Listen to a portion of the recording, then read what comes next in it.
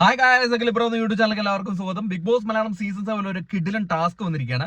ആ ടാസ്ക് കേട്ടാൽ തന്നെ നിങ്ങൾ ഞെട്ടും. ഇതുവരെയും ഒരു സീസണിലും കൊടുക്കാത്ത ഒരു ടാസ്ക് ആണ്. ഇത്തവണ എന്തായാലും 7ന്റെ പണിയാണെന്ന് പറഞ്ഞത് കറക്റ്റ് ആയിട്ട് തന്നെ അവർ ചെയ്യുകയാണ്. ബിഗ് ബോസിലെ അണിയറ പ്രവർത്തകർക്ക് തന്നെ ഒരു ഹാറ്റ്സ് ഓഫ് കൊടുക്കുകയാണ്. അടിപൊളി ഒരു ടാസ്ക് ആണ്. അതായത് ടാസ്ക് ഇതാണ്: ബിഗ് ബോസ് ഹൗസിൽ നിൽക്കാൻ യോഗ്യതയില്ലാത്ത 4 പേരെ ഇവർക്ക് സെലക്ട് ചെയ്യാം. 4 പേരെ തെരഞ്ഞെടുക്കാം. ഈ 4 പേരെ തെരഞ്ഞെടുത്ത ശേഷം ഈ 4 പേർക്കുള്ള പണിഷ്മെന്റ് എന്ന് പറഞ്ഞു കഴിഞ്ഞാൽ, പണിഷ്മെന്റ് അല്ല, ആ ടാസ്ക് ഇതാണ്: 4 പേരും ഈ ലൈറ്റ് ഓഫ് ചെയ്ത് ലൈറ്റ് ഓൺ ആകുന്നവരെ ഗാർഡൻ ഏരിയയിൽ ഒരൊറ്റ കട്ടിലാണ് ഈ 4 പേരും അഡ്ജസ്റ്റ് ചെയ്ത് കിടക്കേണ്ടത്. അപ്പൊ അത് ഭയങ്കര കഠിനമായിട്ടുള്ള ഒരു കാര്യമാണ്. 4 പേരും ഒരു കട്ടിലില് ഗാർഡൻ ഏരിയയിലാണ് കിടക്കുന്നത്, അതും ബെഡ്റൂമിലല്ല. അതും ഇന്ന് തൊട്ട് വെള്ളിയാഴ്ച വരെ കിടക്കണം. ഈ യോഗ്യതയില്ലാന്ന് തെരഞ്ഞെടുക്കുന്ന 4 പേര് ഈ ലൈറ്റ് ഓഫ് ചെയ്ത് ലൈറ്റ് ഓൺ ആകുന്നവരെ ഗാർഡൻ ഏരിയയിൽ 4 പേരും അഡ്ജസ്റ്റ് ചെയ്ത് കിടക്കണം. പിന്നെ ഇതിന്റെ ഇടയിൽ വേറൊരു ടെസ്റ്റ് എന്താന്ന് വെച്ച് കഴിഞ്ഞാൽ, ഈ 4 പേരിൽ ആരെങ്കിലും ഒരാളാണ് കട്ടിൽ കിടന്ന് ഉറങ്ങുക എന്ന് കൂട്ടിക്കോ.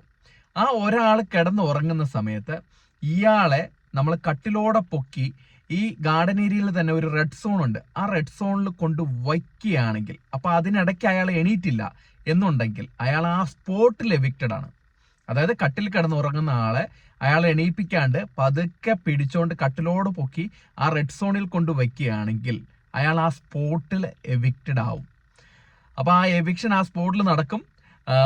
ഇതൊരു കിടിലൻ ഇതാണ്. അതുകൊണ്ട് എന്തായാലും ആരും ഒറ്റയ്ക്കിരുന്ന് ഉറങ്ങില്ല, പക്ഷെ 4 പേര് ചേർന്നിട്ടായിരിക്കും ഉറങ്ങുക. ഈ 4 പേര് ഇന്ന് തൊട്ട് വെള്ളിയാഴ്ച വരെ ആ കട്ടിലിൽ അഡ്ജസ്റ്റ് ചെയ്താണ് കിടക്കേണ്ടത്, അതും ഗാർഡൻ ഏരിയയിലാണ്.